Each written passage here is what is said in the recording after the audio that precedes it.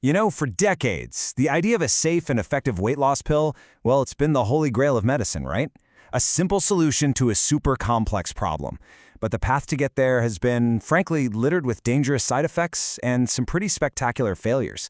Today, though, we're in the middle of a genuine revolution.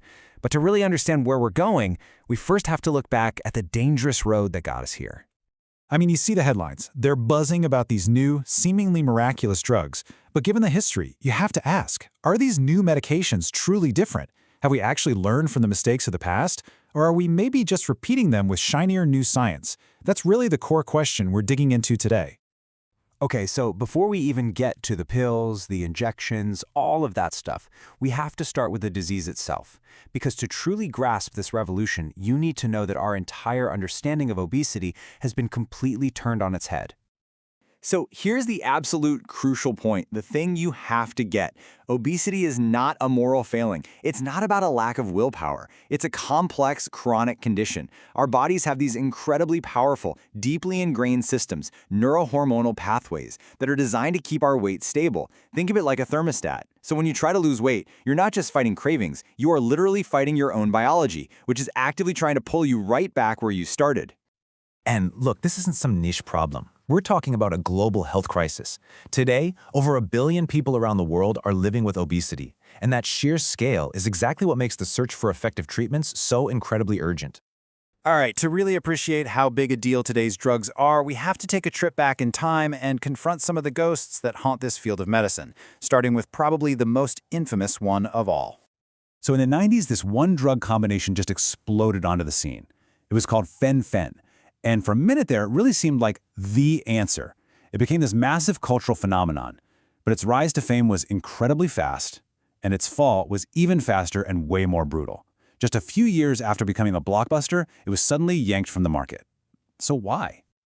Well, this is why. That dream pill, it turned into an absolute nightmare. Researchers discovered that fen-phen was causing serious, and in some cases fatal, damage to people's heart valves and lungs. It was just a devastating setback that left both patients and doctors terrified of weight loss medication for years. So after the fen-phen disaster, you can imagine everyone was terrified, but science got smarter. The new goal was to figure out a way to control appetite by targeting the brain's chemistry, but this time with way more precision. The basic strategy was to get in there and fine-tune the brain's chemical messengers, things like norepinephrine and serotonin, which control how hungry or full we feel. The goal was simple, really. Just gently turn down the hunger dial in your brain, making it easier to eat less without it feeling like this constant, grueling battle of willpower.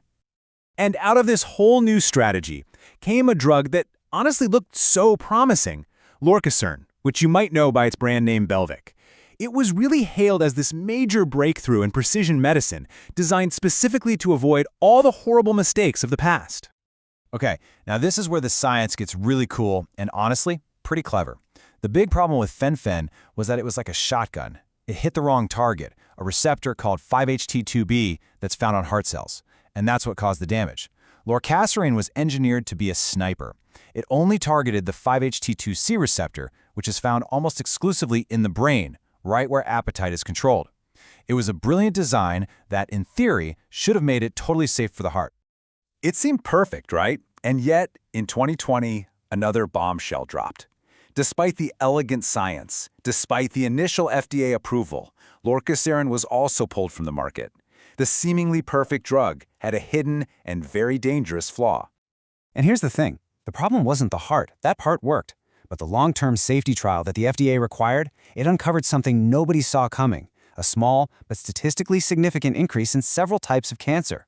The very drug designed to solve the safety problem had just created a brand new one, sending everyone back to the drawing board, again. Okay, so this series of failures, first with the heart, then with cancer, it forced a complete radical rethinking.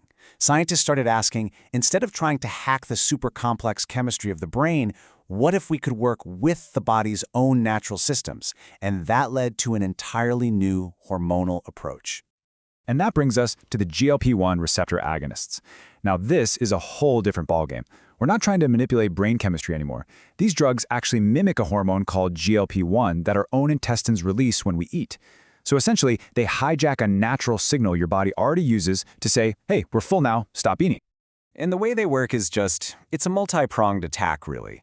First, they actually slow down how quickly your stomach empties, so you physically feel full for a lot longer.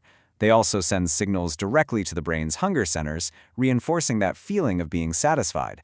And on top of all that, they have these great metabolic effects on insulin and blood sugar, which is actually why they were first developed as diabetes drugs. It's a really powerful combination.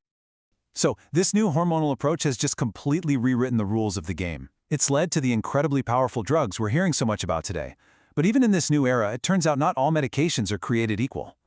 In fact, when you look at how much weight people can actually lose on them, the difference is absolutely dramatic. And boom, here's the data to prove it. This chart compares the average weight loss for different drugs after 1 year. And you can see a really clear hierarchy.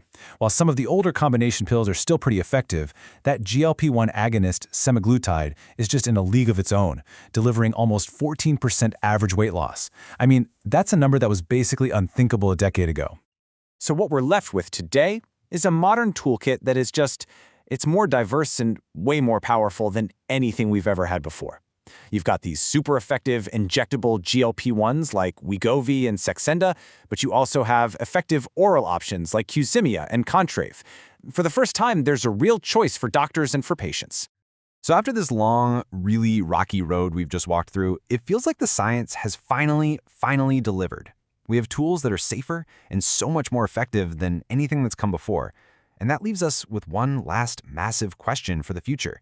Now that we actually have the medicine, how do we make sure everyone who needs it can actually get it? The next chapter in this whole story might be less about biology and a lot more about economics and equity.